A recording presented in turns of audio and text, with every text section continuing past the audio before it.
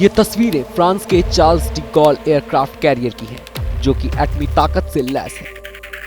इसी को फ्रांस ने भारतीय नौसेना के साथ संयुक्त युद्धाभ्यास वरुण के 21वें संस्करण में उतारा है। इस बार इसे 16 जनवरी से 20 जनवरी तक किया गया। फ्रांस के जिस एयरक्राफ्ट की तस्वीरें हम आपको दिखा रहे हैं, ये कई खूबियों से लैस है। खास बात यह है कि इस एयरक्राफ्ट कैरियर की मदद से राफेल जैसे आधुनिक विमानों को भी इस्तेमाल किया जा सकता है। जरूरत के मुताबिक इनकी संख्या बढ़ाई भी जा सकती है। इस समय चार्ल्स डी गॉल पर 20 रफाल मरीन फाइटर एयरक्राफ्ट मौजूद हैं, लेकिन अगर ज़रूरत पड़े तो 30 तक जहाज़ भी ऑन बोर्ड रखे जा सकते हैं। और सिर्फ रफाल ही नहीं, इसके अलावा एंटी सबमरीन वॉरफेयर के लिए हेलीकॉप्टर्स, सर्वेलेंस के लिए और जहाज़, रिलीफ रेस्क्यू मिशन के लिए हेलीकॉप्टर्स, ये भी हमेशा ऑन बोर्ड रहते हैं। इस समय भारतीय वायुसेना भी अपनी फाइटिंग फ्लीट को बढ़ाना चाहता है और मिग-29 के बाद वो कम से कम 26 और फाइटर एयरक्राफ्ट लेना चाहता है। रेस इस वक्त रफाल मरीन में है और बोइंग के सुपर हॉर्नेट में। देखना होगा कि भारतीय वायुसेना इन दोनों में से किस फाइटर एयरक्राफ्ट को खरीदेगा। ये एयरक्राफ्ट के लिहाज से इसे कई मायनों में अलग बनाता है। जैसे इस एयरक्राफ्ट के जरिए टेक ऑफ और लैंडिंग, जिसमें एडवांस टेक्नोलॉजी का इस्तेमाल किया गया है। वहीं अगर भारतीय नौसेना की अगर बात करें तो पिछले साल अपना पहला स्वदेशी विमान वाहक पोत INS विक्रांत शामिल किया। भारत के पास अब 2 विमान वाहक पोत हैं, INS विक्रांत और INS विक्रमादित्य। लेकिन फ्रांस का ये एयरक्राफ्ट किस तरह काम करता है, जरा ये भी समझिए।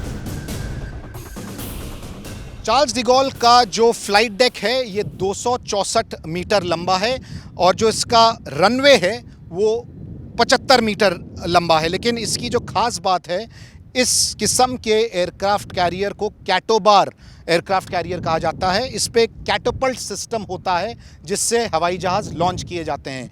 वो सिस्टम यहाँ से जो है, यहाँ पे ये इलाका होता है जहाँ से वो कैटपल्ट से जो है हवाई जहाज़ को पावर मिलती है और वो जो हवाई जहाज़ है सिर्फ 3 सेकंड में पूरी तरह से टेक ऑफ कर जाता है। तो ये बहुत ख़ास बात है।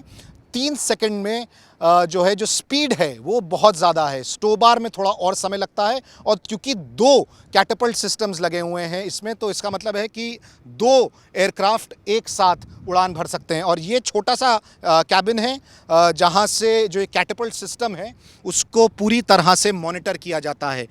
2 लोग यहाँ बैठे होते हैं और जो पूरा मैकेनिज़्म है वो इस फ्लाइट डेक के नीचे है। और एक टेक ऑफ और दूसरे टेक ऑफ के बीच जो इंटरवल है वो सिर्फ 30 सेकंड होता है। तो ये खास बात है इस कैटोबार सिस्टम की जो चार्ल्स डी गॉल इस्तेमाल करता है। भारतीय वायुसेना दोनों अपने एयरक्राफ्ट कैरियर पे, चाहे वो विक्रमादित्य हो या विक्रांत हो, उसमें स्टोबार सिस्टम इस्तेमाल कर रहा है। हालांकि भारतीय वायुसेना चाहती थी कि अगर तीसरा एयरक्राफ्ट कैरियर बने तो उसमें कैटोबार सिस्टम हो, लेकिन ऐसा लग रहा है कि तीसरे के लिए भी स्टोबार सिस्टम ही लगाया जाएगा, क्योंकि जो कॉस्ट होती है कैटोबार की वो बहुत ज़्यादा बढ़ जाती है।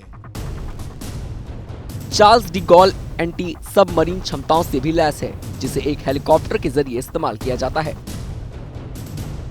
हालांकि यह हेलीकॉप्टर सिर्फ जंग लड़ने की खूबी नहीं रखता, बल्कि ट्रांसपोर्टेशन में भी मदद करता है।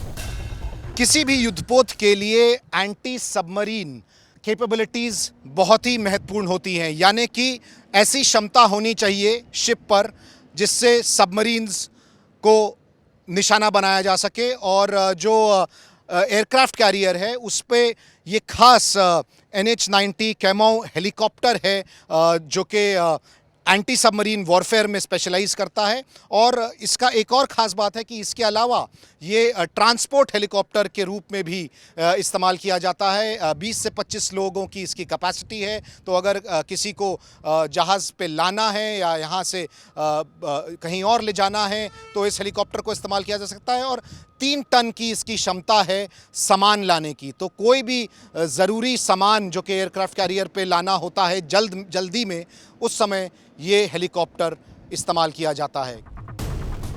इस युद्धाभ्यास में सिर्फ जंगी तैयारियों को ही नहीं परखा गया है या उसे मजबूती नहीं दी गई, बल्कि रेस्क्यू जैसे अहम मुहिम की जरूरतों के लिहाज से भी हथियार नजर आए।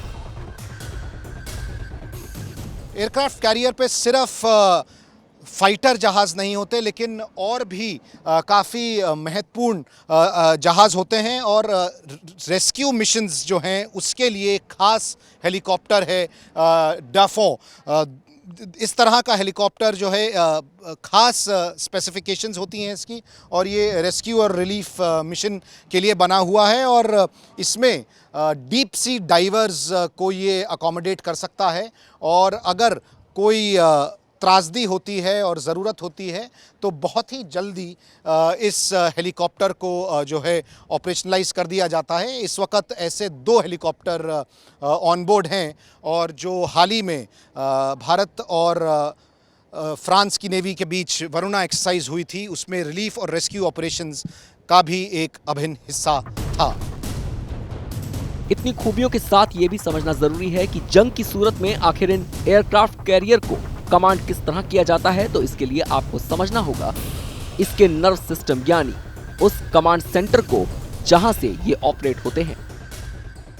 हम इस समय नेविगेशन ब्रिज पे हैं। ये बहुत ही खास जगह है। यहाँ से जितनी एक्टिविटीज़ हैं वो यहीं से कंट्रोल होती हैं और ये नेविगेशन ब्रिज में ये सीट है कमांडर की, और यहाँ से बड़ा साफ क्लियर एक व्यू होता है फ्लाइट डेक का भी कि क्या एक्टिविटीज़ हैं, और यहीं से जो है स्पीड भी कंट्रोल की जाती है बोट की।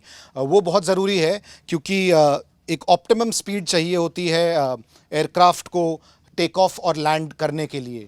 तो एक तरह से कह सकते हैं कि एक नर्व सेंटर है एयरक्राफ्ट कैरियर का, जहां से सारी गतिविधियां कंट्रोल हो सकती हैं। 1993 से हर साल दोनों देशों की नौसेनाएं संयुक्त युद्धाभ्यास करती आ रही हैं। 2001 में इस जॉइंट एक्सरसाइज को वरुण नाम दिया गया था।